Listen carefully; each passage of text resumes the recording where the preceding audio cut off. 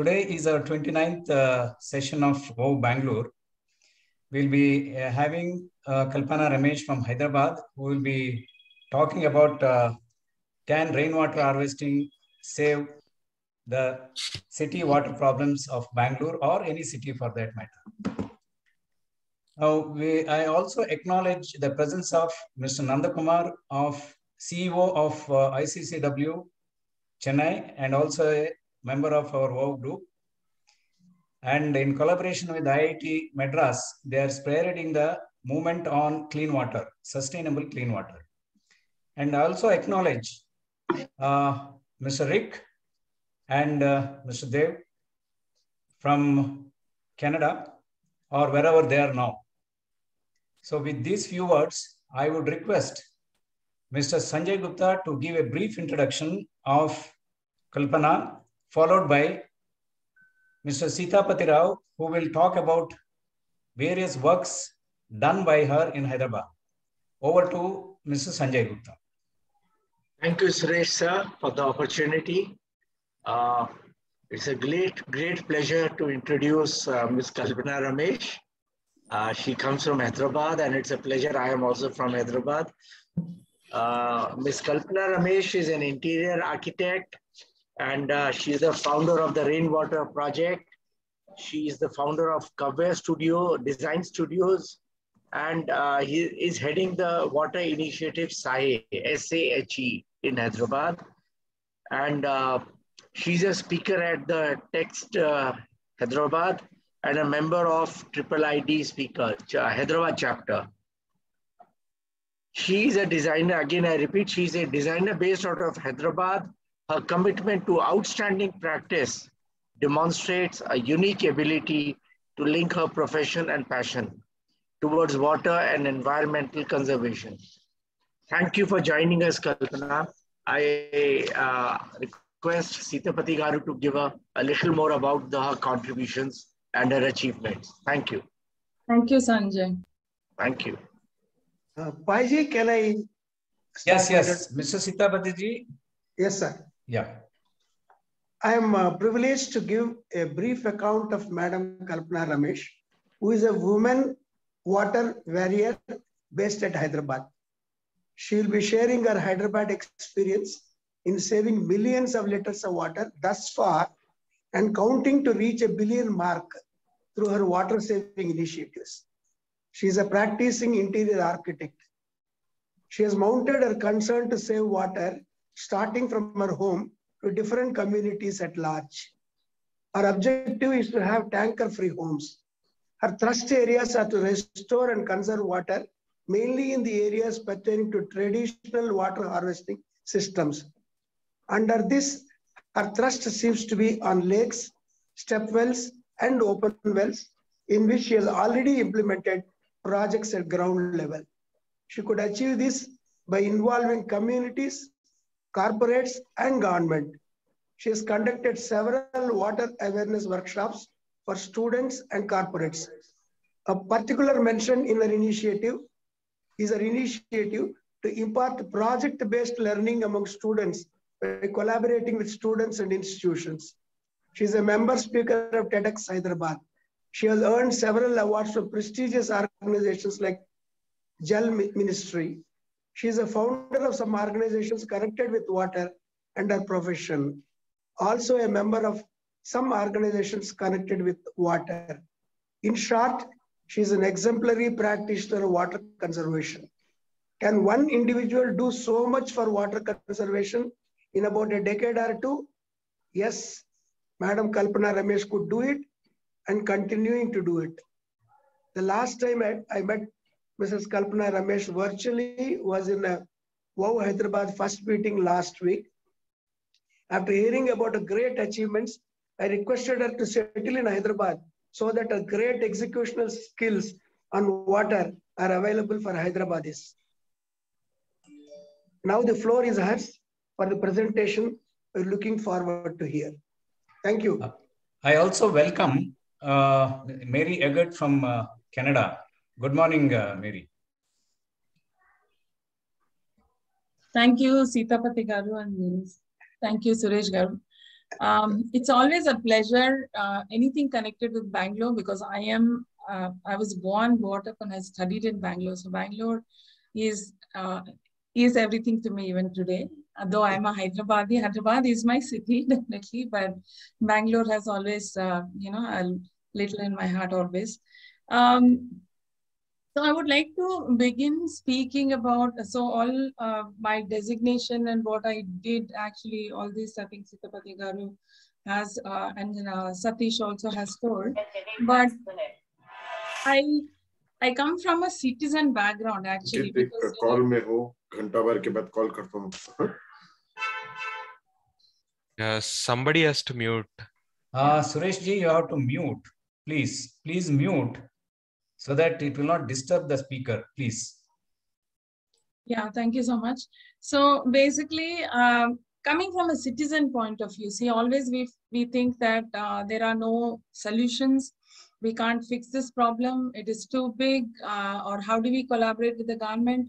Or what do we do with the communities who are, we are constantly giving awareness, but you don't see the change. So where is this solution? Where do we begin and where do we end is always the question in our minds. And we often give it up, or we try something and we think that, okay, this doesn't work. So maybe it is not my thing and somebody else would come and solve this. This is typically the mindset, and often we are busy in our own lives. So we don't tend to look at our larger responsibilities, while every right we want to question, but are we performing our duties is always in the background, right? We take groundwater every day from the ground, but are we putting back water to replenish it with free rainwater that comes to your doorstep, which is a duty, but we don't perform that duty, but we always think it's our right to take water from the ground, right? So rights and duties, I'm talking from purely a citizen point of view. So in 2000, when we came to Hyderabad, we lived in US and other countries. In 2000, when we want to make Hyderabad our home, because of my husband's work, actually, I was very looking forward to go back to Bangalore. I would have actually been in Bangalore today, but we had to come to Hyderabad. So the one thing that I noticed was, when we came back, we decided all our 4 parents will stay together and both our kids. So we were 8 of us in the house. So what nutrition, what water, what is it became very important to me. That too in a new city, trying to understand this. So I wanted to do my best. So, but one thing, whichever community we are living, we are only seeing tanker culture. 6 months or 7 months or even 8 months in a year, we are living with tankers. So what is this tanker water quality? We don't know. So I started testing this tanker water quality. And when it is registered tankers, often you find more chlorine, and which is not required. And unregistered tankers had all kinds of contamination. So how do you solve this problem that you don't want a tanker at all? Because it's not just drinking. Even if you take bath, your skin is porous, right? All kinds of contamination gets into your body. And 60% of this water, what is supplied to you, is also something that you drink. You pass it through RO units and that. So you're not sure what quality and what health. So the whole conversation in my mind began there. I shall say that my journey actually began there, to find a solution for not buying tankers. So the next logical thing was to go to these MC meetings and try to tell them, okay, can we think beyond a tanker? Can we do something better than that? So everyone used to agree, but it didn't seem everyone's priority. Like, let's do it next year. Let's plan for it later. We don't have the money right now. But there's money for everything else, all celebrations, Ganesh Chaturthi, everything, the small celebration, 3 lakhs gets collected. But for rainwater harvesting, there's no money, which is the conversation we had. So we tried hard with 3-4 communities, both villa communities, and that we tried. But we could achieve and one of the builders said, madam, what you're saying is right. So let's do a rainwater harvesting pit. We just had the conversation previous day. Next day, he says the pit is done. I said, really, how can you do the pit like overnight? Then I went and actually saw the pit, asked the watchman to dig. It's hardly 1.5 feet. And he's dug one 6 by 6. Then I said, how do I even converse with people who don't even know what they're trying to, do? And just then I later on realized to get a authority signature, he just did some Nam ke vaste pit and called it a rainwater pit. Then I thought that nobody is understanding the depth of what I am trying to say, and their priorities are different. So it became this thought became very deep rooted in my mind that when I build a home in Hyderabad, definitely I should not buy tankers.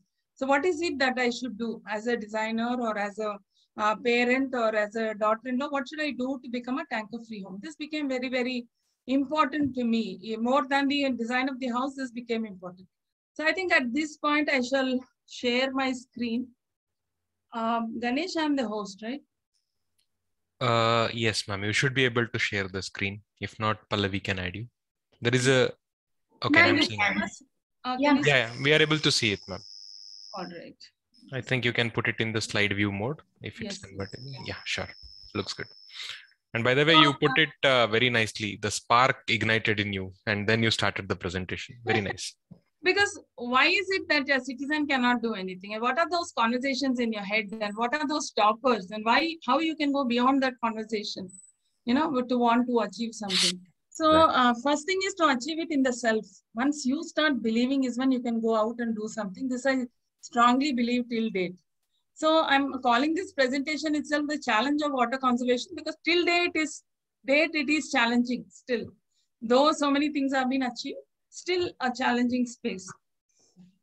Most of your cities, whichever city you live in, this is what you see in most places, right? You don't know if it is a dump of garbage on a water body, which could be a lake, which could be a well, or just piled up garbage in some space. You often walk past it and you keep thinking that, can I do something about it? Or, oh, it's filthy, it's dirty, and we have this frustrated look on our face and walk away. Or some people go to the next extent, take a picture, and now, Twitter is very popular. You put it on Twitter and you think your duty is done, right? But it may be right in front of your house. How much action are you willing to take, or what is the time you want to volunteer to this? Because all of us, we have seen our potential through COVID, right? Each one of us, directly or indirectly went out there and helped somebody. All of us have done it. So there's no exception in this. So when we do this, why don't we do this for our environment? Why don't we spare that little time, at least a thought process, okay, what this could be and what is it? So this is one of my recent explorations, I would say. But the next slide will tell you what I found. Can you see? Isn't it amazing? I mean, it's a heritage structure. It's a heritage water structure. Water oozing in it at 25 feet. We saw water gushing out of it. It was a huge challenge to go down to 53 feet and remove the garbage. Every day was risky and challenging. But why would they fill this up to the brim? Hundreds of tons. This garbage we removed was 2,000 tons of garbage. That's a lot of garbage, right? So it kept getting filled for how many years? It was 40 plus years. People remember somewhere in the 1970s, they saw this. After that, they've not seen. So whatever settlements around, they don't even know what it is. And the first day when I went to ask them, they said, we don't have a parking lot, madam. So we are leveling it up and we're going to do a parking lot. And there were already 4 encroachments on top of it. So no value for history, no value for how you live. You live in, environments where it's filled with garbage, whether water or not. You just don't care about what's happening around you. You don't take that next step. But see, look at the treasure that came out. And today, I would say today I went to this well in the morning. It's filled up to 32 feet, clean water that's oozing out. There's no rains, nothing down. But just imagine what it was earlier. I can't even comprehend that feeling, what was there before. So like I said, my journey started with my own house. So this is our house in Gachibowli, which most of you in Hyderabad would know. It is the central business district in Hyderabad. And most of the homes and communities here are very, very tanker prone. Now with the Manjira pipe connection and people paying crores of rupees and getting a bigger connection, use it in flush and everything else. So that's the new normal now. But still, crores of rupees is, just in this area, crores of rupees is spent on tanker buying every year, just in 4 to 5 months. So this house, when I built, you see this courtyard, you see the picture on top. This entire courtyard is a rainwater harvesting sump. So this sump can store up to 25,000 liters of water. There's nothing technical about it or nothing, no rocket science, just every rooftop pipe, the down pipes, which is concealed in the wall, goes through a filter. I thought it should be long standing and I should be able to use it like a water bank. When there's no water, I should use it. So it passes through a simple coal and pebble filter and goes into the sump, and it's a large sump. And what you see as a water body on top is just a small water body to cool the space, when it in summer and stuff. So it rains on top also. Whatever rains here, there's a drain here. Again, it goes to a recharge pit outside. And whatever gets collected in the sump, you won't believe some days 18,000, 20,000 liters also has been collected into this sump in just one day of good rains, which we call cloud burst or whatever. So also we did recycling in those days. 11 years ago, when I started thinking rainwater harvesting, I thought 85% of our recycled water, wastewater also can be recycled. So we got hold of one guy in Pune, because in Hyderabad, I didn't find anybody to do an individual house recycling, gray recycling. So we did gray recycling pipes separately, piping, plumbing, and then got this guy to enable gray recycling. So we started growing plants. We love a lot of greenery. Greenery, we didn't use any fresh water or rainwater. We only use the recycled water every day. About 400-500 liters water easily we get. We have a garden at the ground level, and we also have a terrace garden. Terrace garden, I didn't, somehow that mindset, right? We don't want to use recycled water. Of course, recycled, it's not recycled only to a certain point that I can use it for plants. But here we are eating, we are growing. So I thought I should use rainwater. So I used to use this rainwater from here. Every few months anyway, it gets filled with rainwater. And so I used to top it up and keep using it. So by doing this, now I don't know if I was sustainable or not. It was a wait and watch game. So first year we didn't need tankers. Second year we didn't need tankers. Third year we didn't need tankers. Today it's almost 11 and a half years, almost 12 years this June. We haven't bought a single tanker yet. Now we've had weddings in this house. We've had people living here for 2-3 months also. We still didn't buy a single tanker. That means as an individual, the first few years itself, it proved something to me, that we can become sustainable for water, very less Manjira water also. And this recycling water is taking care of all our domestic needs in a certain way. And RO waste and all that also, I started using it for vessels and stuff. So our water usage, when you see, we didn't need too much water, on a daily basis. Most recycled water and whatever bore supply the colony gives us every 2 days, it's more than enough for us. And slowly started working on our community, which is a 100-home community. When I saw this success story, I was little confident that, okay, in our community, where all can we tap water? So, because as a community, we were buying tankers and distributing water from the overhead tank for almost 4 or 5 months in a year through tankers. Now, I wanted to work on that, and we achieved that also. The last almost 7 years, as a community, we don't buy common tankers and have put it in the overhead tank and distribute. Once in a while, there are people that buy tanker randomly, but very few, hardly any. And in our colony, if you use water sensibly, you don't need a single tanker at all, even today. And 2016 was a turning point where it was a harsh summer, and most colonies around us, even the 1100, 1200 apartment communities, were rationing water. If you know, Gachibowli and L&T, Green County, near the Urdu University and stuff, they're very close to where we stay. Ramki and all of them were rationing water once in 2-3 days.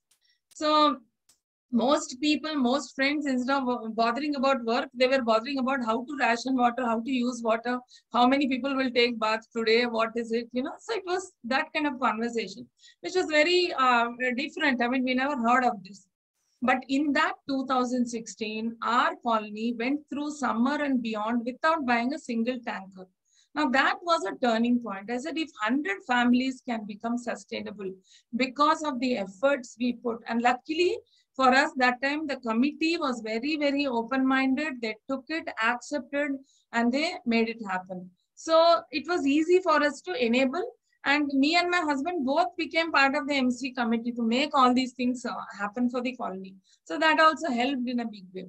So once the colony, individual home and the community became sustainable for water, then there was no looking back. Then the thing was, okay, I must take this knowledge out. But I don't know much about rainwater harvesting other than what I've done here.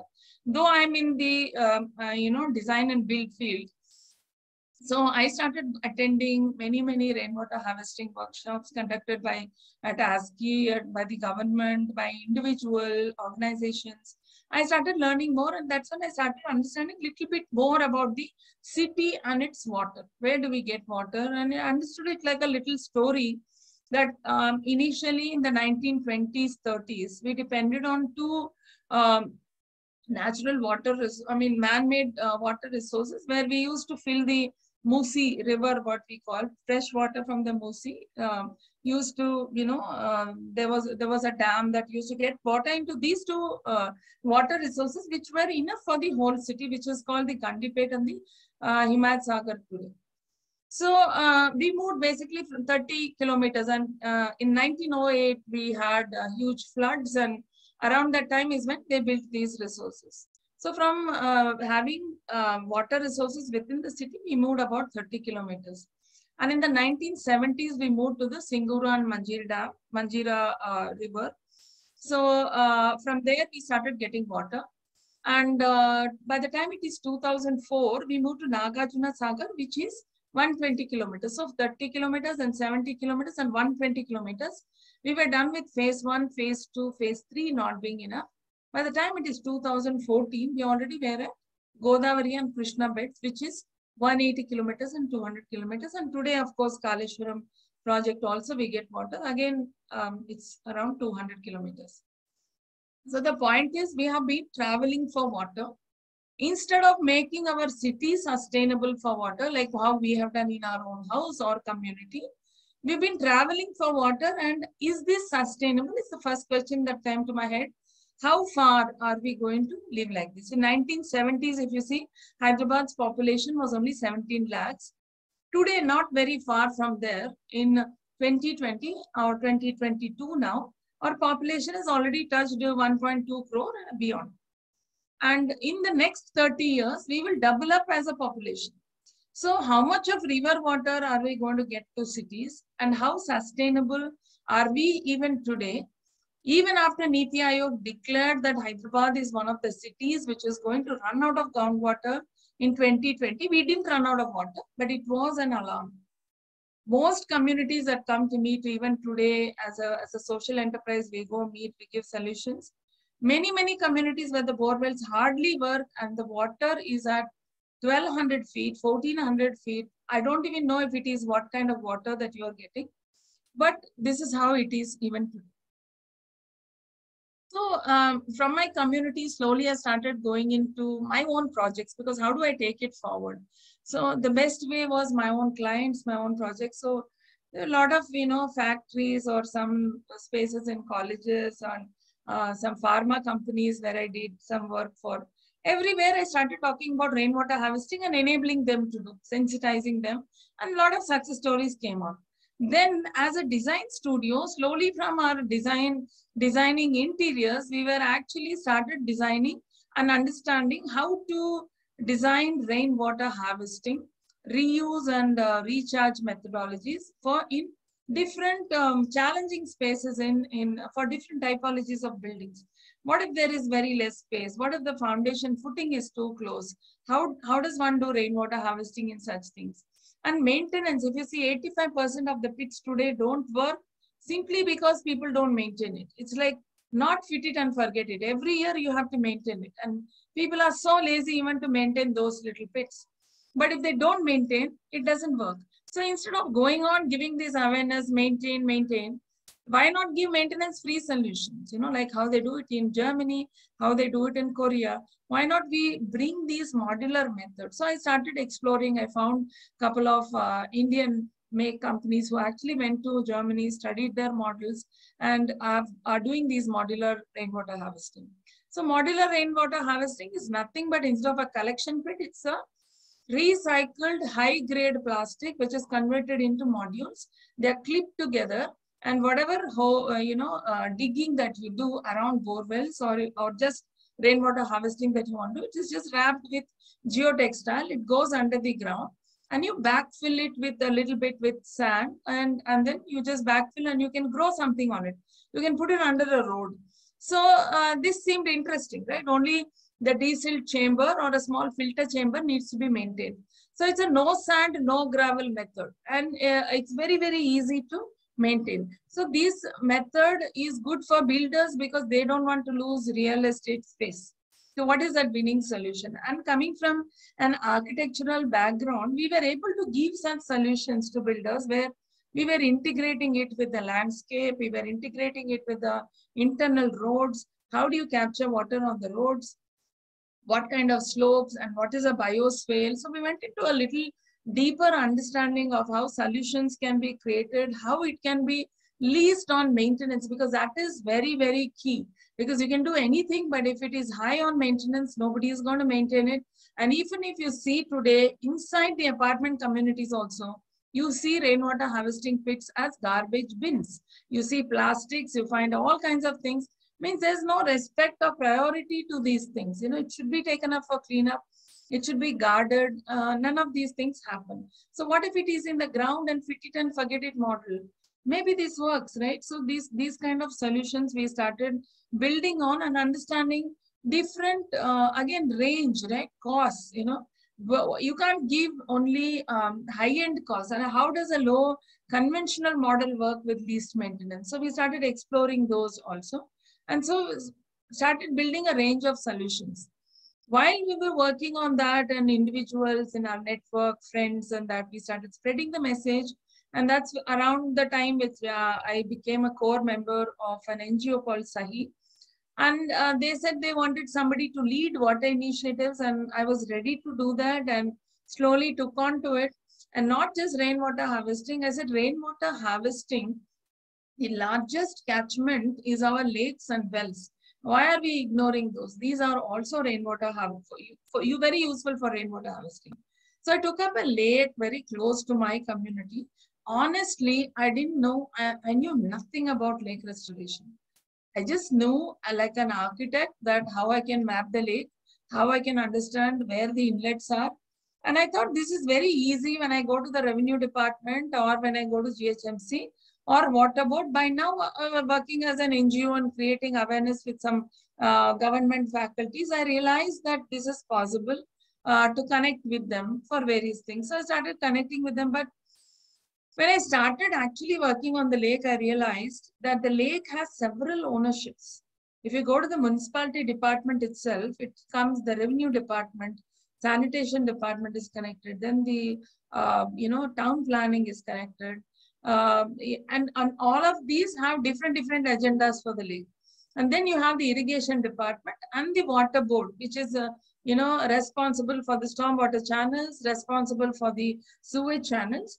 None of these departments, I spent few months on it, none of these departments had any footprint of where the sewage lines are entering the lake.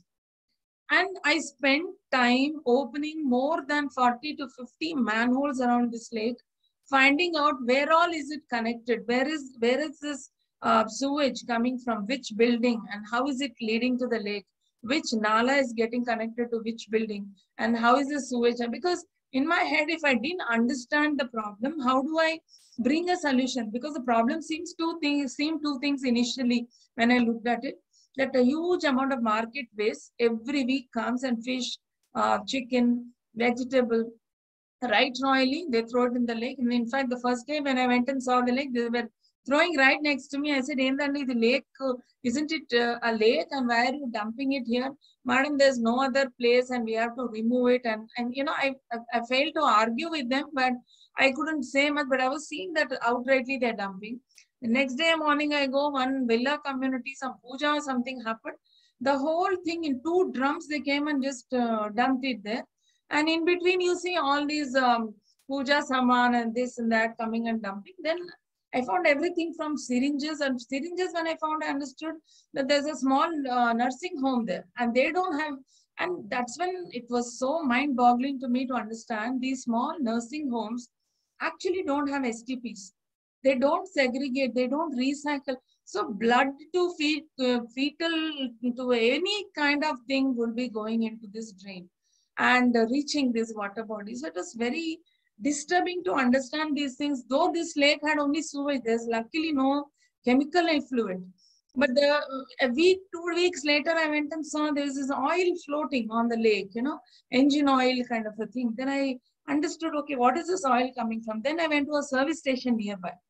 The service station guy says that I have an STP. He opened and showed everything. The next day when we were driving, we saw an STP going there. And in front of my eyes, I saw that they were heading towards a, you know, manhole near the lake. So I sort of connected the dots. So this guy must be the engine oil and whatever washing that they are doing. They are actually dumping it into manholes around the lake.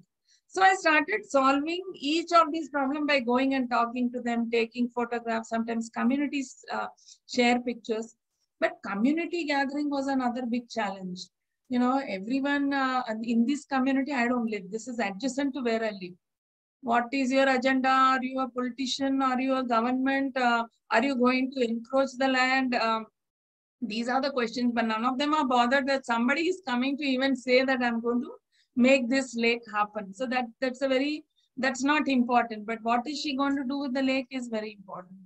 So a lot of negativities, lot of things, challenges, but I started every day go back, and the many days when I have tried also, I'm trying to do something good with this thing, have mapped, have opened manholes, have solved so many issues.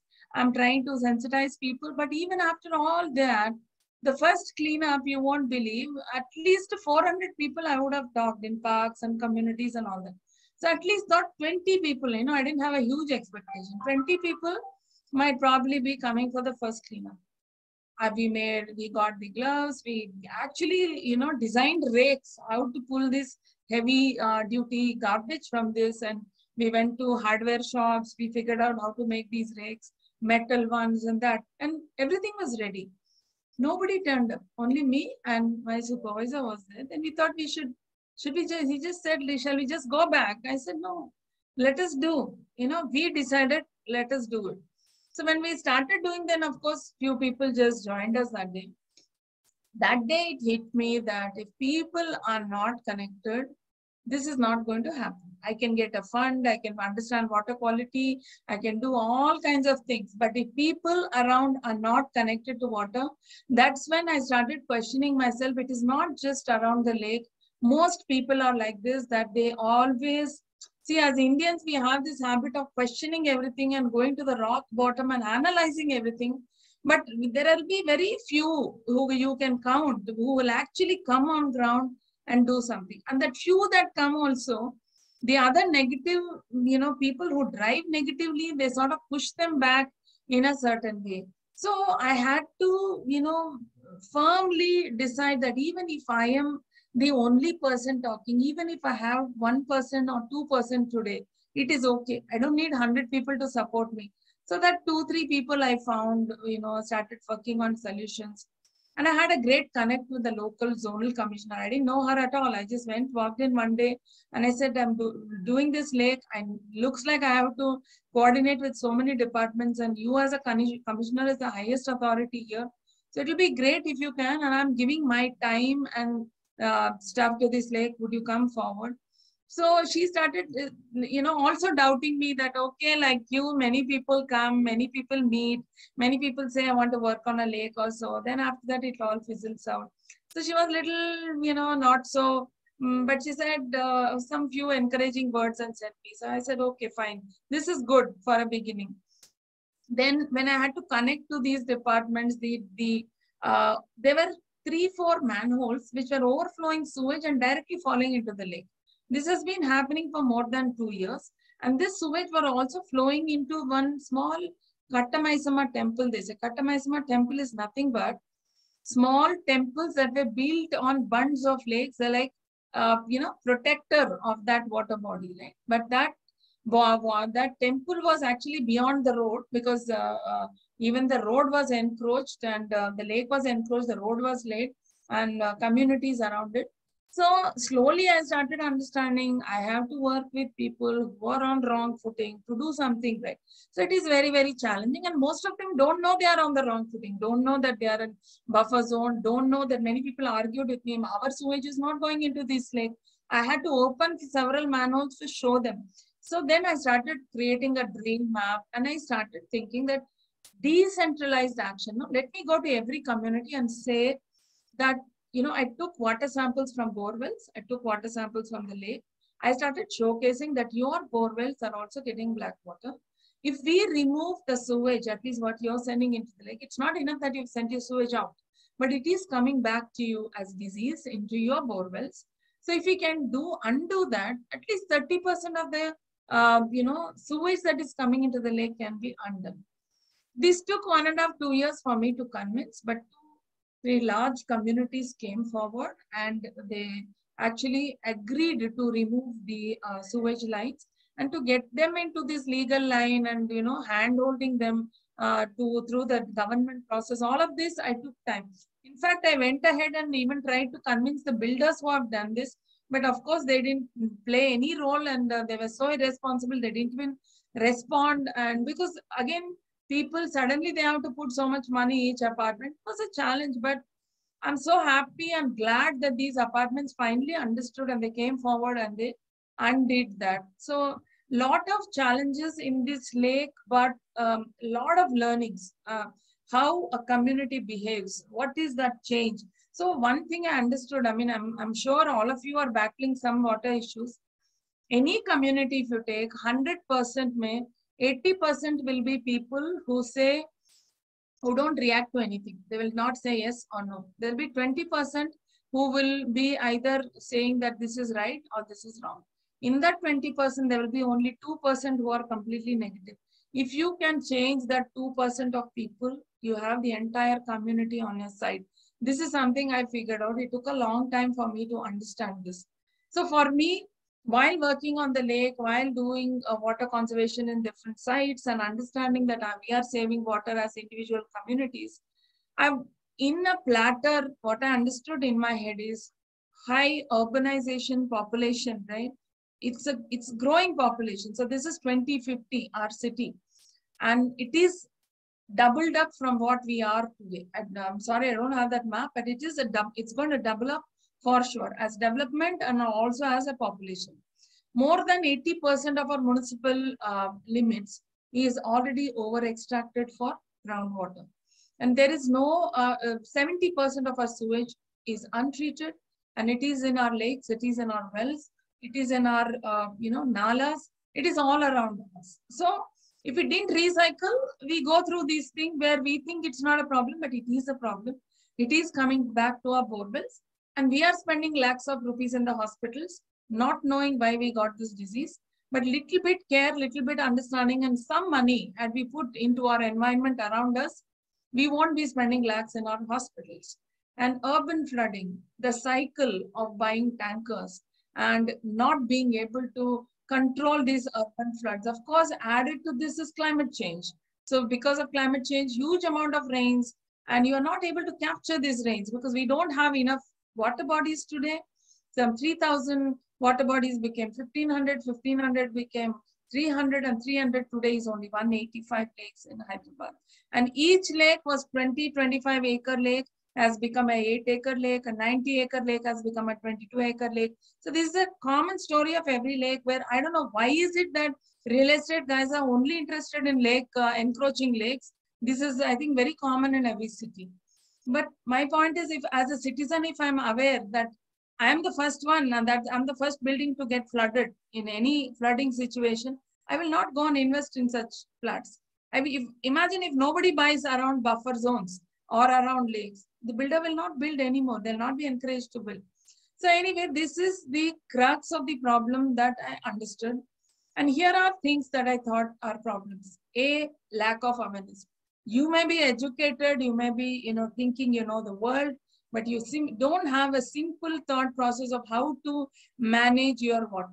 This is rainwater, your water at home. You don't know what your resources are. You're still connected to only the tap and the tanker. You're not connected to resources of water. What are the natural resources? You are not connected to it. As long as you're connected to tap and the tanker, you will never find a solution for water. And most of us are in this zone. Lack of strict implementation. Yes, it is mandate that every building should have rainwater harvesting pit, but it is not implemented at all today. And government does not have the capacity to, work with communities positively. And the moment government is involved, they all put a back footing or see some other agenda there, and which is mostly the case. And then you don't want to work with them, and you always see something else, so you don't. So, and lack of strict implementation, because one guy will come to check, and that guy can be easily managed. So again, who is that person who is going to double check it whether they have done rainwater harvesting? And lack of end-to-end service providers. Everywhere you find this, seasonal rainwater harvesting people who come and do something randomly.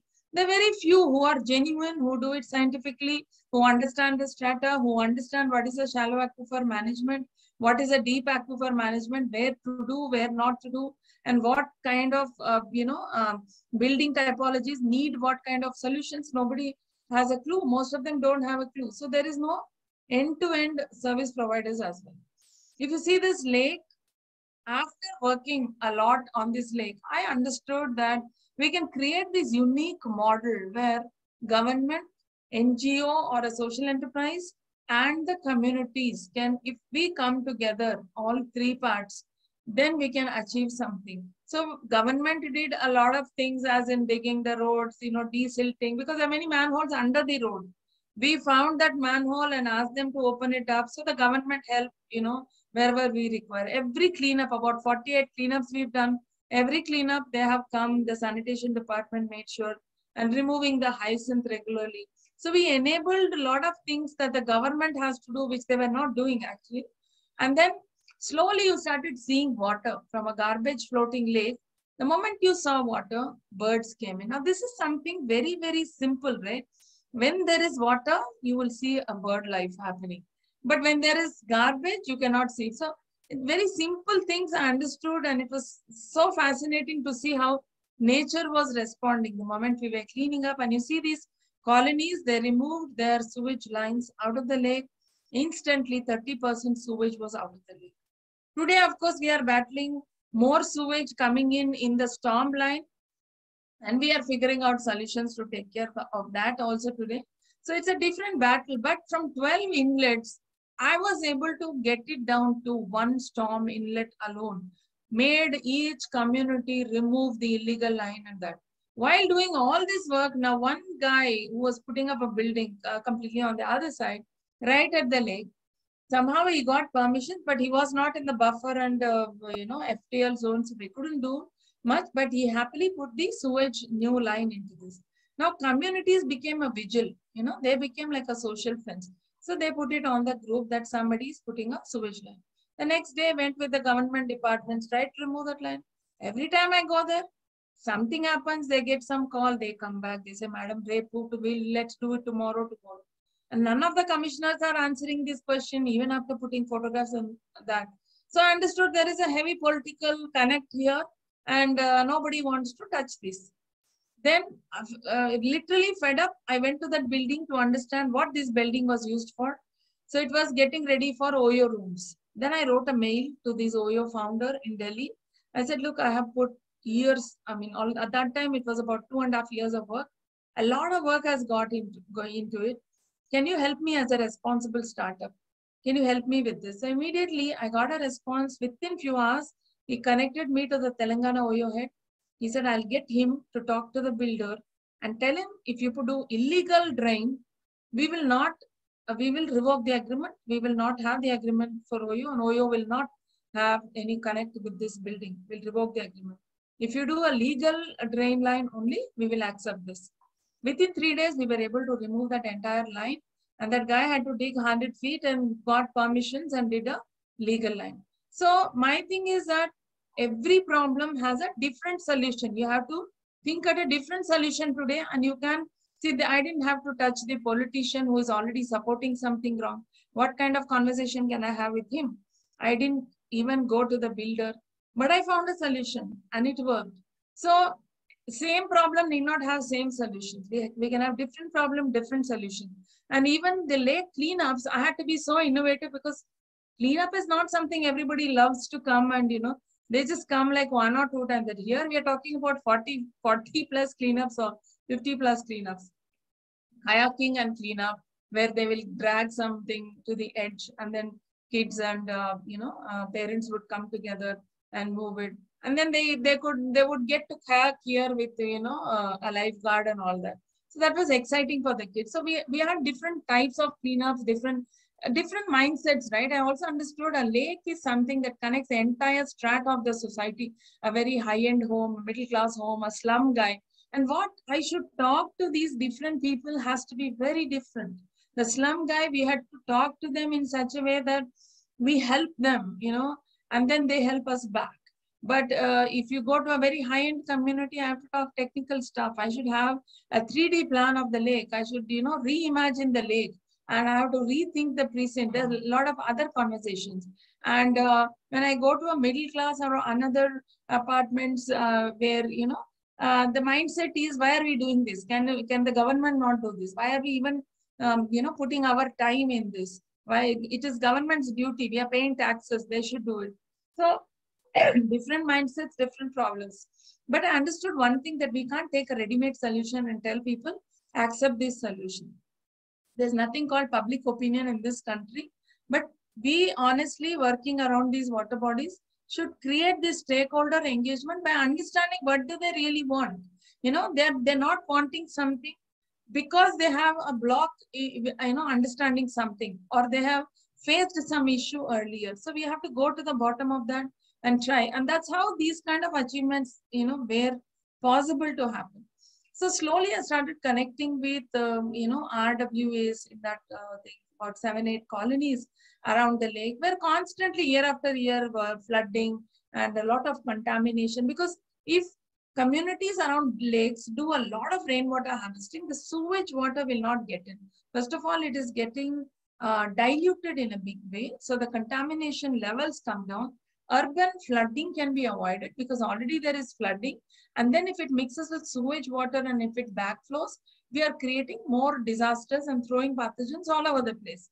So with all these kind of awareness, making sure they do rainwater harvesting, constantly taking their borewell samples and showing it to them that this is the water that you use. So sort of building a local solution and telling them a local problem, and not telling, okay, the city is suffering water, so let's do rainwater harvesting. No buyers, no takers. They're not going to take that idea. So, and also constantly talking with children, students, because they need to understand what is water in reality. They are in a very cushioned world. They don't even know what is what. And then they are making projects. They are understanding water in, in closed classrooms. So I started bringing them to these lakes and wells and having conversations with them. You won't believe this simple thing I understood. If you tell a problem to a child, the next thing is they are talking solutions. If you tell a problem to an adult, they're only analyzing the problem and never coming out of it. This was a learning for me. Any child you pick, you talk about any problem to them, they will be talking solutions. So this is an idea that they should build on even as adults, solving problems in their neighborhood, coming forward and taking up something in the neighborhood, being a doer. Instead of that, now most youngsters I see sitting with placards and telling climate change and let's fight for it. I don't believe that placard movement, right? I believe in give the child a street, give the group of children a street, tell them that these are the issues, how you can sensitize, how you can build solutions, how you can work with adults and make things happen. Then they are fighting climate change, not with placards. So that placard culture, that slogan culture, enough of that. That's not going to work here. Here, our population is huge and diverse. We need to create solutions on ground, and that's what we'll talk tomorrow. And religious institutions, there are a couple of temples that I go to. I started talking to them and the trustees, and because you keep connecting with them whenever you go to temples, right? So there was a good connect. I said, why not talk to them? There was a goshala, they were buying tankers. So we made sure that we did rainwater harvesting there. And he was so impressed. He said, let me connect you to 25 temples. Let them all do rainwater harvesting. And let us put a board outside these temples saying that this is the rainwater harvesting. We are saving so much water. So thousands of people come here. And slowly we started targeting churches and other, masjid and institutions. So because a lot of people come here, when they see a temple do something like this, the thought triggers. That's a trigger you create. Okay, I should also go back and do this. While temples teach a lot of things, and these are engines for change. I mean, you can channel these things through these religious institutions. So I saw a huge potential there. And then came these large institutions. So here you see these kids. They are from a school called Chire. All their 3 campuses. I was, friends with their founder, and I knew my kids studied in this school. So that was a great connect. So I started exploring what are my connects with different things like temples, schools. So school I was able to convince because both my kids studied here and they got out of this school. And I had a great connect with faculty, the principal, the vice principal, and also sort of knew the founder. So all their 3 campuses, working with them for 1.5 years, it has become zero discharge now. All 3 campuses and thousands of kids, and today they are zero discharge. And these school, all 3 campuses have sustainability groups, and they have created projects of these, achievements in the school for water. And we've had several conversations. We've done a lot of campaigns for eco-friendly Ganesha. And today, these same children are going to work with me on bioenzymes, which we are going to connect them to juice shops and get them to learn about bioenzymes, which put into lakes and sort of create that engagement with. So they are connected now for years, and we are constantly doing one thing or the other. So if you see this, so we have to celebrate some success stories, right? Nobody talks about, it's not just my house. Then I started looking out and started finding some few individual houses or some corporates or some hotels have done some great stuff for water. And those are not, they don't come out in the open. They're not talked about. So I thought these inspiring stories should come out. So there's this IIIT Hyderabad, 2,000 students, till date, they have not got a single tanker. They have done all kinds of rainwater harvesting, right from, having these kind of nalas where they have put gravel underneath, and this is constantly seeping in water. The overflow goes to a pond. They have constructed organic ponds. All these are simple solutions. And I taught them this drum method. I got a bunch of students and I said, let's do a drum method. A lot of downpipes in each block of the, campus. And we did a simple drum method where the water goes in, and beautiful greenery has come there. And there are each building has some 22 downpipes. So 22 drums, as simple as that.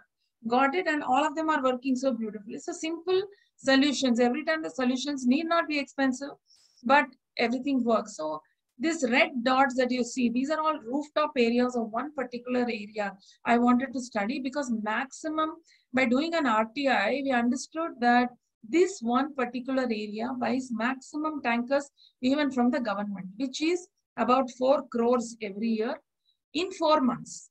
Okay, this is called Madhapur. So in Madhapur, Circle 1 and Circle 2 together, they spent crores on registered tankers. Unregistered tankers is many more crores. So let's say about 12-14 crores is spent just by this area. And this is a few kilometers stretch, and the population density is huge because a lot of hostels, a lot of moving population. So about, let's say about 38,000 to 40,000 people in 1 square kilometer. That's the kind of population here. So when we studied the rooftops, just with rainwater that they can tap, the entire population of Madhapur can survive throughout the year. They don't need any other water. When that is the kind of rainwater potential, why are we spending tens of crores buying tankers? So this just clearly shows our stupidity. So instead of, so at that point, I also started thinking about the macro level. Now I'm working at micro level. So what do I do in a macro level? So I started working with water board, and few of my friends came together. We made a team. We made a 60-day plan for the water board and said, if the whole city will be talking about water. And as designers, we thought the water board has a lot of these metal parts which are rusting in their workshops and, their sheds. We thought we should make artistic installations in every traffic, island. And it should, that few seconds when you look at it, you should think water. You can create these artistic impressions with, art colleges and stuff. So we had fantastic plans, how through digital media, through print media, and how government can announce a policy change. They don't have to make a policy change, but announce a policy change that if you didn't do rainwater harvesting, we shall cut your municipal connection or something like what they did in Chennai. We just said, announce this, it is coming in few months. Don't even, it need not even, because going through the policy change will take months, maybe years also. So we gave some few ideas and really workable ideas on how plumbers can become positive change makers. They can become ambassadors for change. Because if my plumber is very connected to my building and, he knows. So local plumbers, they know the communities. They are connected directly with people. They can go and say, if we train them, it is their livelihood also. They make some money out of it, right? And they can go and tell, madam, why don't you do rainwater harvesting? Or, sir, I know how to do rainwater harvesting. Let me do it for you. And if they are technically challenged, we can train them at the back end. So all these things we gave. They were going to launch the project called Jalam Jeevam. Actually, we had named it also. But sadly, it didn't happen 3 years ago. And they got back that whole initiative, I think, in 2020. And it was just in newspapers that this initiative and, large change for rainwater harvesting. Park was made. Some 2 crores was spent on that park. No change. I mean, hardly any change that happened. So macro level working, I have tried. We have really tried and put hours and hours, 3 months, literally morning to evening, we were working on this. But didn't happen. So my success stories is local stories and localities. Pick a locality, work on it and create that change where you've worked on a temple, you've worked on a school, you've worked on a government school enabled with a donor, then you worked on a community, you worked on a hotel, you worked on a mall, then you worked on a hospital, right? Then you've created a certain pocket of change. So that's what I think is, I thought was a winning story, and working with builders, because in a certain area, personally, so many builders, making them do it. So while all these thought process and a lot of things were happening, I still thought this is barely enough to change. The crisis is too huge. The time is too short. And we are still not talking about a city-wide approach, it is happening in silos. One lake is getting rejuvenated. Maybe some 200 bores got revived by this time. Talking to more than some 50,000 students we have reached in colleges and schools. We are talking with government and enabling some things. But still, that city-wide approach is not happening. What is the best way to approach macro level? We thought that failed miserably in many ways. So that doesn't work. So fixing one basin or one micro watershed at a time seemed to be the solution to chase.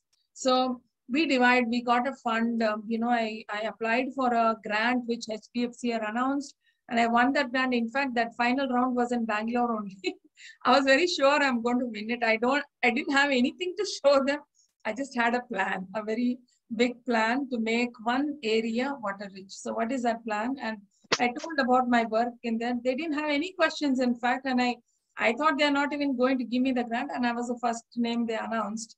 And that grant I used to, work with a startup in IIIT Hyderabad, and they mapped for 98 micro watersheds in the city.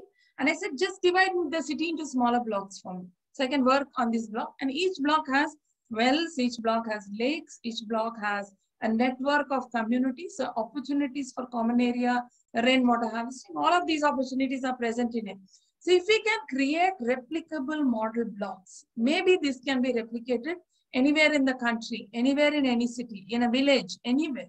Understanding water and making water visible and making everyone work for this. It could be government, it could be any kind of. So this is actually the super block model was something that happened in Barcelona. They solved the city's traffic problem like this. They took a small block and they made the periphery of the block motorized, and the internal part of the block, they made it pedestrianized. So they solved the traffic problem. This block model, they took it all over the blocks. Of course, a block, when we say it's a clear square block in other countries, our blocks are not like this. And it is very organically grown. So you can see all kinds of shapes and stuff. But each one is a micro watershed. If I do an effort in this micro watershed, clearly it is benefiting that zone or area. So in Crux, this is what it is, right? A block has something to plan. We need to plan the aquifers. We need to understand that zone. Maybe the strata is different. What is the kind of structures to be built? And you have these flyovers everywhere. So there's a huge water potential there. Then restoring wells, doing common area rainwater harvesting bores, building awareness is very much part of this block plan. And I call it a lake super block. So around a lake, start building it like a puzzle.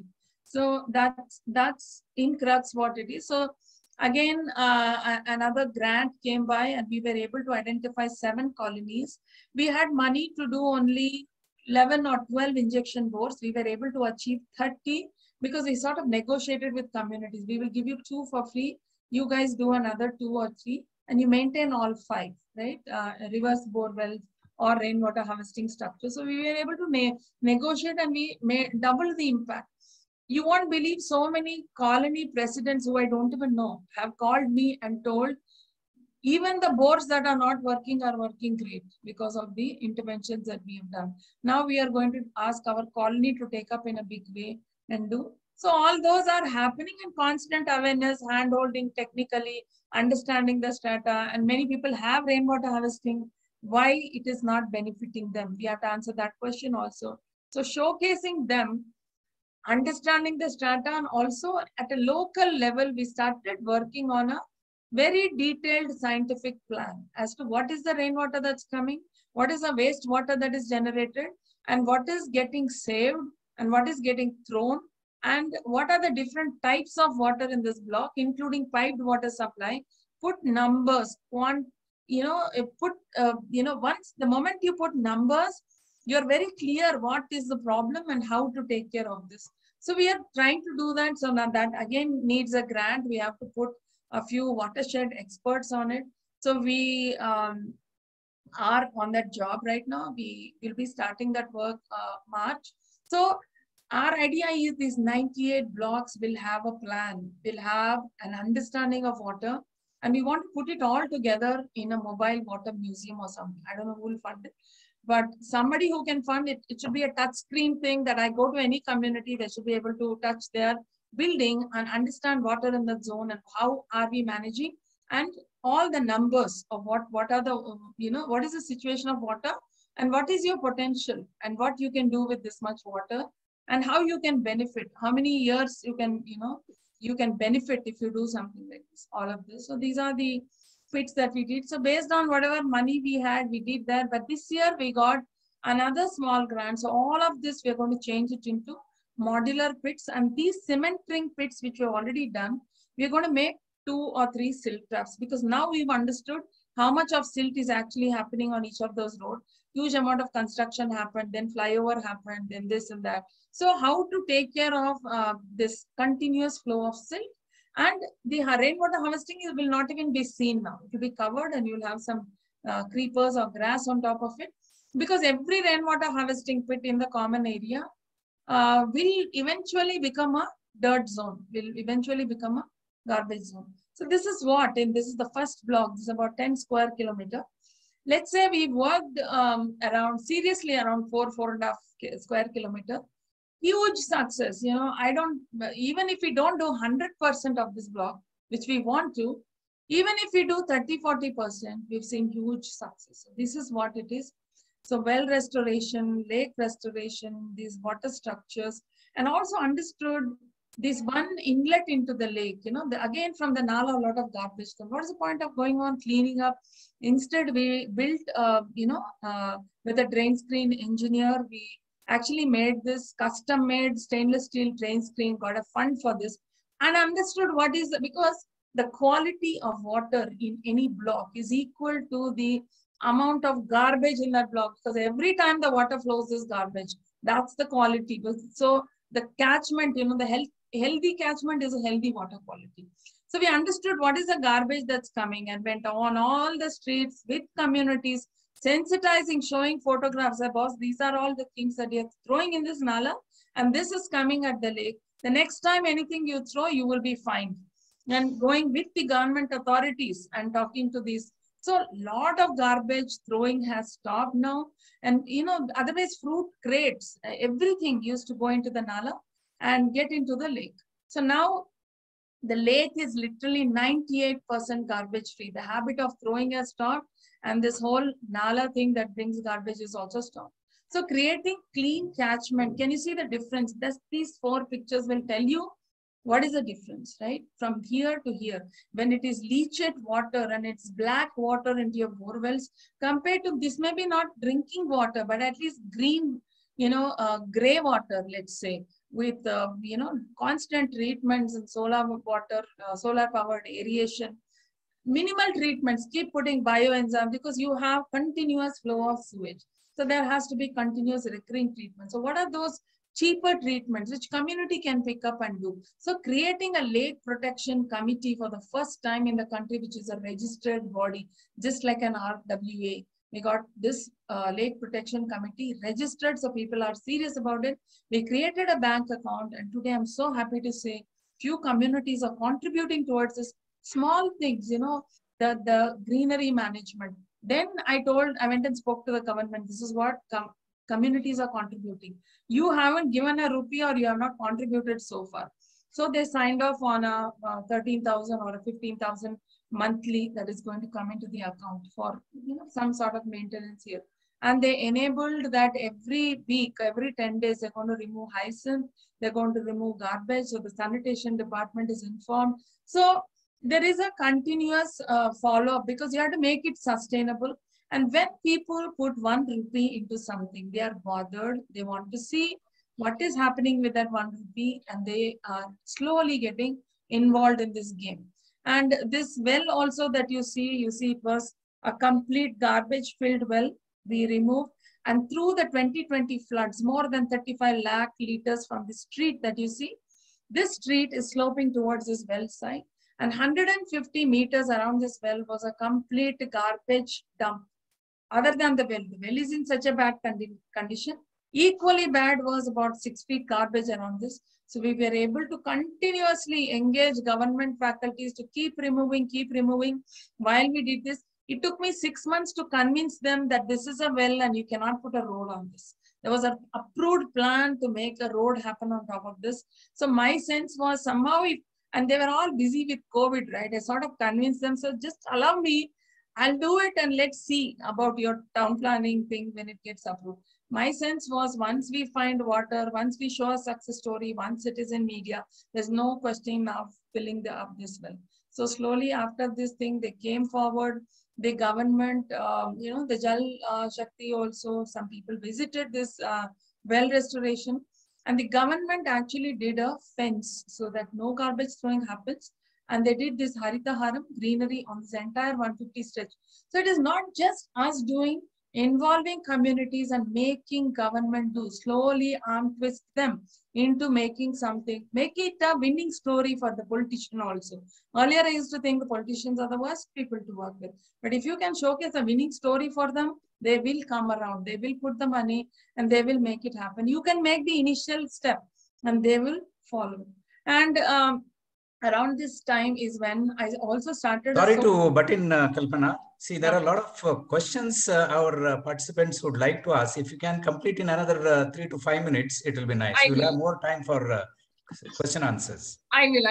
Sorry. Yeah. Okay. So basically, as a social enterprise, also I wanted to bring this change where I'm giving solutions, where I'm doing this implementation also. So rainwater project was started and we were incubated by the IIIT Hyderabad, and AIC, Niti Aayog actually funds this program.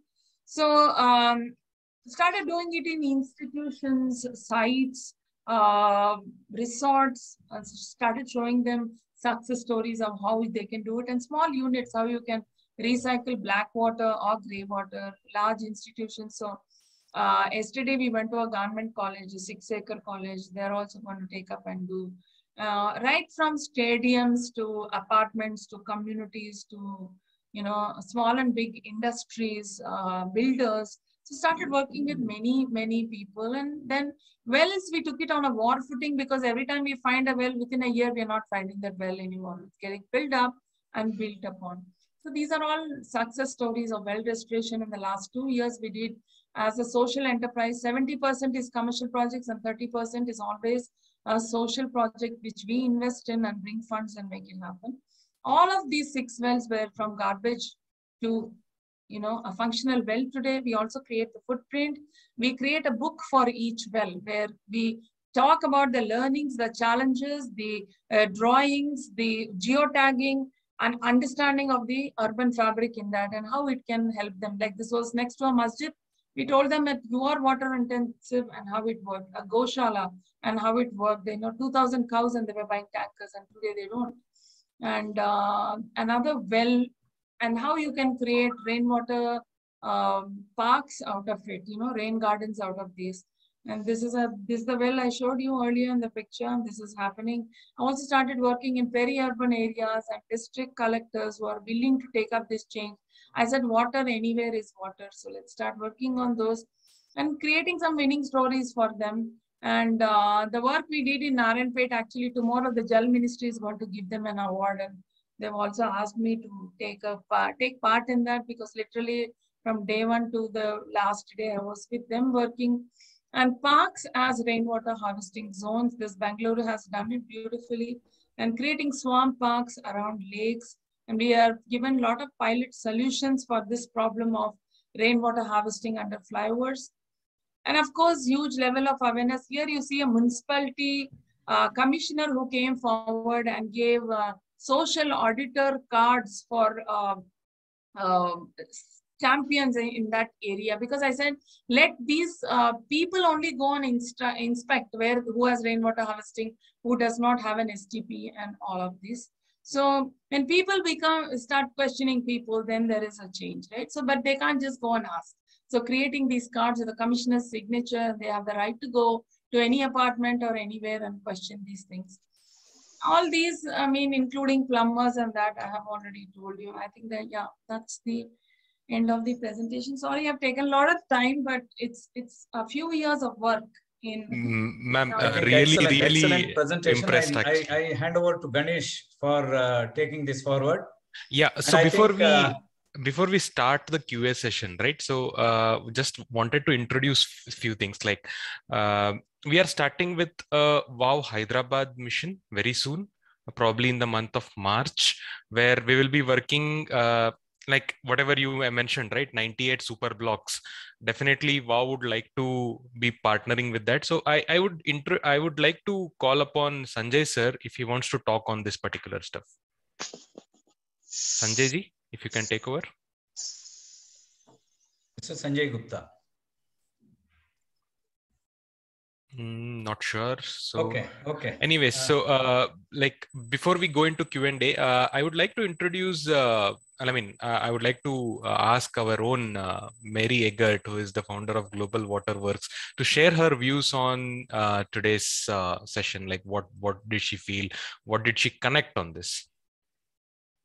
Yeah, so amazing, Kalpana. I was able to experience your stepwell restoration presentation a few months ago, and we put it into the Global Waterworks community because it's both colorful and so impactful and reminds us of what every citizen can do. But another member of the Global Waterworks community who's spoken at these WOW programs is going to be visiting India in the next few weeks. And he actually focuses on lake restoration. And a vision for Trichy Lake, which has the same sewage flow into it, was shared that he might look at.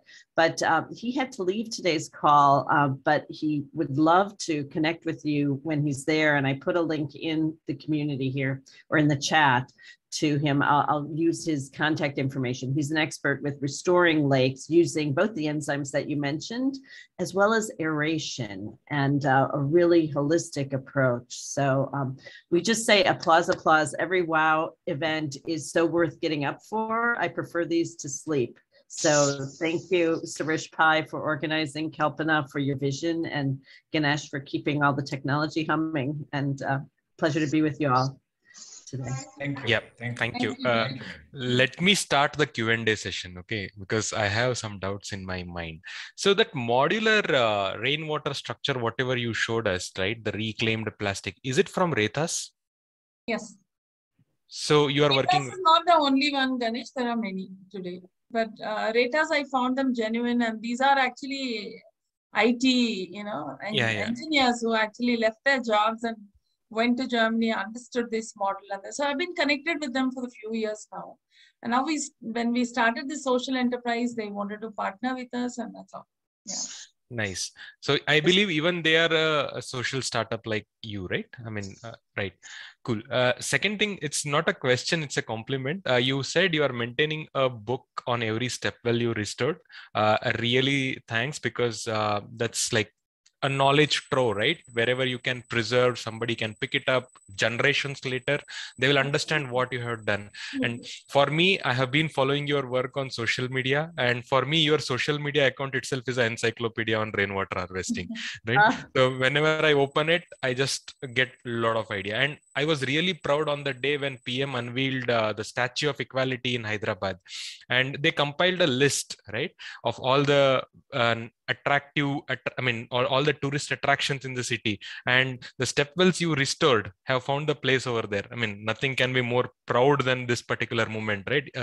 People did not even know that there is a well, you restored it, and PM found it and he put it in the places to visit in Hyderabad. I mean, kudos to you and take my salute, ma'am. So nothing else can be greater than this achievement.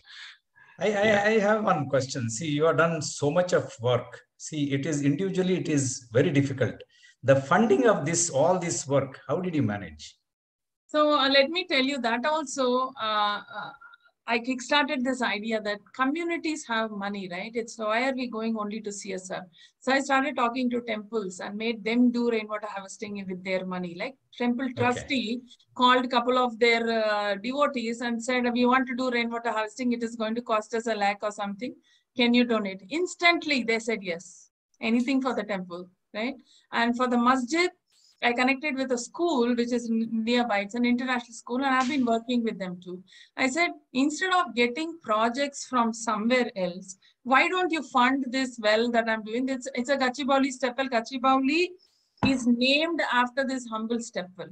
So it is a landmark step well, and your students can learn from day one, right? From seeing the garbage and how we unearth history and how we have turned history into garbage dumping ground, and how when we get water back, how does it, help the social fabric? How does it help what is the economics of it? Let them do several projects. You won't believe they did more than 100 projects. And the school believed, I convinced them that, this is a great way of learning for your children. So please take this well and fund it. So that's how they funded it. Second thing, when you cleaned the place, how it looked after 3 years? Again, it back to square one, or again, it was taken care by the community? I don't clean any place if I don't find owners. First thing is I find the owner. I put a letter to the masjid, signed a letter with them saying that I will find funding for this well, but you are going to maintain it forever. So till date, now the masjid has taken over. No, not necessarily masjid. I'm talking about overall. See, what happens is, if the water bodies are clean today, after 3 years, if you really see, what happens is, it is in the same state how it was 3 years back. So that is a question. So the point is that you have to engage the community in such a way they are constantly working for it. It is a long-term engagement. It's not a short engagement. And also I'm sensitizing CSR that it's not enough for you to give a fund for a one-time change, handhold for however long you can.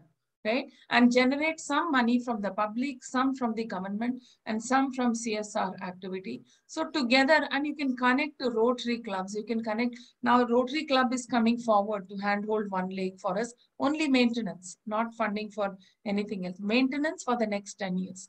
So we are connecting Rotary to that. So there's a lot of things that we can, connect. Lions Club is there, Rotary Club is there.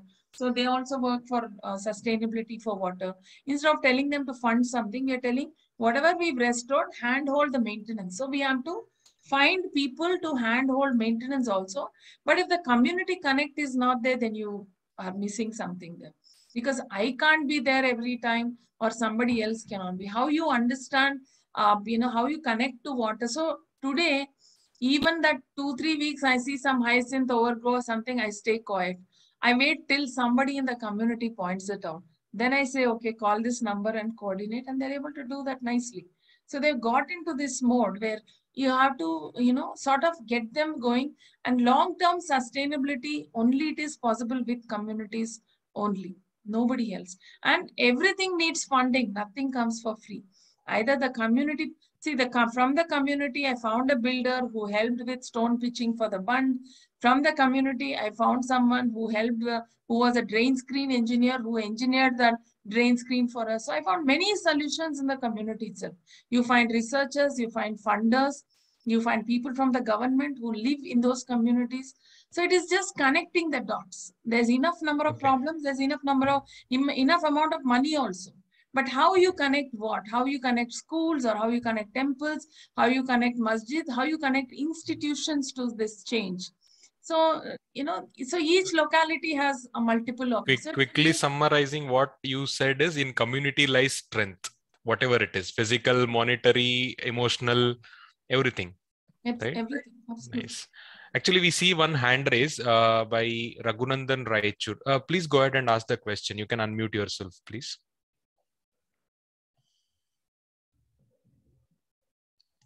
Hi, Raghunandan Raichur. Mr. Raghunandan? Mr. Ramkumar. Ramkumar, please go ahead. Yeah. You can unmute and speak, please. We are not able to hear you. Now you are able to hear me? Yes, yes, please go ahead. Madam Kalpana, wonderful presentation. In fact, I've heard Madam talking in the National Water Mission. I was also panelist, so I heard the wonderful appreciation by Ms. Ashokji. I myself have been, practicing a lot of practical rainwater harvesting in the last 20 years across the country. So, Madam has covered nicely the terrain, the various methods, the lakes, the wells, the natural bodies. Even in Chennai, we have got, right now I'm in Chennai, we have got the wetland there, which we are improving upon. So, only one point I want to bring it out. The urban flooding is mainly caused because the buildings are throwing water onto the roads. Mainly, that is the reason. If there was no building, there would have been no flooding. Right now, the roads have become the drains. So in India, nature is giving us enough water. We are utilizing only 8% of the water, of the rainwater. And in a city like Chennai, 1/3 of the rain, that is 1/3 of the rainfall is enough to make the Chennaites live like kings as far as water is concerned. So once we harvest the rain, only the Mother Earth can hold the rainwater, nobody else. So I've introduced and tried very successfully the model of graded gravel. Gravel means blue metal. The larger ones at the bottom, the thinner ones at the top. Even within the stormwater drain itself, so that I don't waste money in carrying water to the pit. And the pit becomes very safe because there is no hollow space. The graded gravel pits have got both radial percolation as well as longitudinal downward percolation. I've tried with great success in many places. I've named it as rain harvesting stormwater drain. Rain harvesting stormwater drain. These ROW pits are literally maintenance free because the graded gravel normally it requires a fill of little bit metal after every season. And otherwise there is no maintenance required. It is very safe. I've tried it very successfully. This is the only point I want to add, and it is a wonderful learning experience. As Madam is rightly open, the will to do rainwater harvesting and the people's awareness and will to do these simple things can make our country water rich. Thank you. Thank you, sir.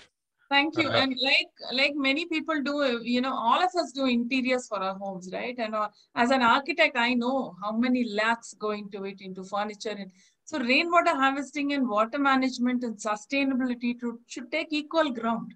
We should celebrate it, celebrate people who are actually making it happen. And it should be a norm. It should be a mandate in your mind that when you do, interiors and all this you're spending on, the spending should be, you know, we should think of rainwater harvesting. We should think of recycling.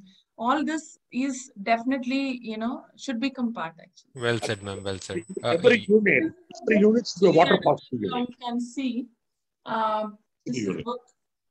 this is the book on the Gachibowli well, if you see. Nice, nice. What I want to communicate is every unit should be water positive unit. That means we recharge more water into the ground than what we consume. Yes, yes. Everybody should take it. Many people, so this is the entire book, right? Right from our challenges to what we did. So anything about this well restoration, everything is recorded. Ma'am, where can we find that book? There's a PDF, Ganesh. I can share it with you and you can share it with everyone. Sure. PDF yeah, since you're talking, Raghunandan Raichur, I think you are also raised the hand. Please go ahead with the question. And also, like Mr. Ramkumar was saying, 60% of our cities are concreted today. So there's a huge challenge. Where do we take this water? So that's what managing in decentralized ways is definitely the solution. Madam, my solution has been every building has got a stormwater drain. I put uniformly distributed graded gravel pits within the drain itself. Recently, Kamaka High Road in Indian Oil building, we have put about 30 pits and there is no water logging in this rain. And they have stopped buying tankers right from last May at a cost of less than 4 lakhs. And it looks beautiful. That's really great. Really nice. It allows radial. There is only a ring at the top. There is no other ring. For Chennai, we went to 10 feet. And if you see, nobody would know that a rainwater harvesting is done. The result is the water quality is improved substantially, no tanker buying, and no water logging in the Chennai rains recently. Yes, it solves so many problems. Absolutely. Article I'll share with you. Nice, sure, nice. Sure. Cool. And also, but you know, the stormwater channel becoming rainwater pits, if they have a basement, I've seen a lot of seepage also. So there also we are trying to say how to not have this seepage happen because we come from the building background. So there are some precautions we need to take, something. So we go to even the next level, sir. We even go to the next level, give them little more technical guidance so that they can do easy methods, but without causing a problem, you know, because you see hardly any space around buildings today. Everything is concreted. There's no Mother Earth. Yeah. And what we can do is we can have uniformly distributed multi-pits. So that water is going into the ground at a very, very small dose. And soil needs water. 25% of the soil is water. I'm using that technique.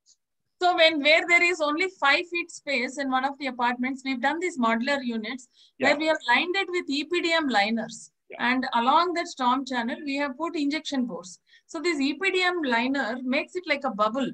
So not one drop has gone into the basement, though there's very small space available. Yeah, basically it is tapping the surface tension of water.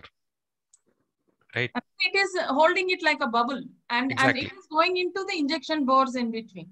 So it is collecting and going, but it is not seeping into, though the building is very, very close by. So those things need to be understood. Yeah. In interest of time, I think we can move to the next question by Raghunandan Raichur. Can you please speak up?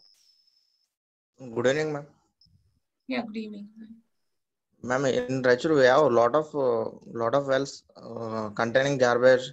How can we communicate with municipality bodies? How can we clean them? As I am student. Then one thing you have to do is pick one well. Okay. pick one well and campaign seriously around. You see which well has good set of communities who will come forward, youngsters who come forward, who can actually handhold this, do this weekly cleanup like we do for lakes, right? And then get the municipality involved. You tell them, see, any municipality, if you tell them there are 100 people willing to do something together, they will come forward, because number of people is the vote bank, right? So the moment you can showcase that, create that community and start doing these cleanups, put it in media, talk about it in social media, and tell people that every week we are doing this cleanup at this well. Then slowly connect to a school or connect to a builder nearby and tell that, you know, this will improve our groundwater. Can you people come and, you know, put some money and help us do this? Then using cranes, how we can, you know, is it a historic well or it is an agricultural well? What type of well it is? I can help you with that process. And if you just show me the structure and what it is and what condition, but unless you remove the garbage, you don't know anything. One well, one success story is all you need. Then every well you can connect. Yeah, But I think you have to really work hard. Yeah, I think I have shared Madam's website over here, Raghunandan. You also email ID. I think it makes sense for you to connect with her so that you can get her guidance on one well restoration. And that's the action point for today. Like probably like once you complete, you will be having one dedicated action forum session for you where you will be talking on how you did the well restoration, right? No, sir. But I am still student. Nobody. Everyone is a student in life. I'm telling you, I'm 50 now. No when one I is doing started the this same. work, I was 40. My kids were teenagers. I had 4 elder parents at home and 2 of them ailing, you know, with fatal illnesses. So running around hospitals, taking care of them. With all this, I was able to do, Raghunandan. I was able to achieve something. It's just the intent, right? You can do, even when the lake, the first day when I saw, when my friends were laughing, what are you going to do? Do you know where to begin? Can you see how dirty the lake is? You just said you want to do the lake restoration. But I made it happen, right? It happened. I'm getting feedback. Change starts with one person only. You don't need 100 people. But you have to have a very strong intent. No matter what comes, you move forward. It will work. You watch, you will reach limits, and you will be giving the session that I'm talking today. Exactly. We'll look forward for that. Yeah, we always underestimate ourselves, right? It's not so. We have so much potential. Go ahead, Sitapati Garu. See, we have heard Madam for the past 1.5 hours. Now, I'm telling an actionable point for WOW. Okay, it is implementable, right? Now, what is that? Please take the full details. I will also be in touch with her about the method of, you know, introducing the auditor's card. What did she say? Social auditors. Card has come from the municipal commissioner, and no resident welfare association will be dare enough to say, don't get in. The moment you show the card from a commissioner municipality, why are we not doing it in WOW? She's displaying it there, yeah. I have been, please, I have been shouting on rooftops. Why are we not introducing this? WOW should get that authorized auditor card, I mean, signed by or stamped by the Huda or, whatever is there in Bangalore. Please get it at the earliest. That is an actionable point. I tell you, you can reach hundreds of resident welfare associations without any resistance. You can just walk in, you can audit their water harvesting structures, you can audit their STPs. It will go a long way.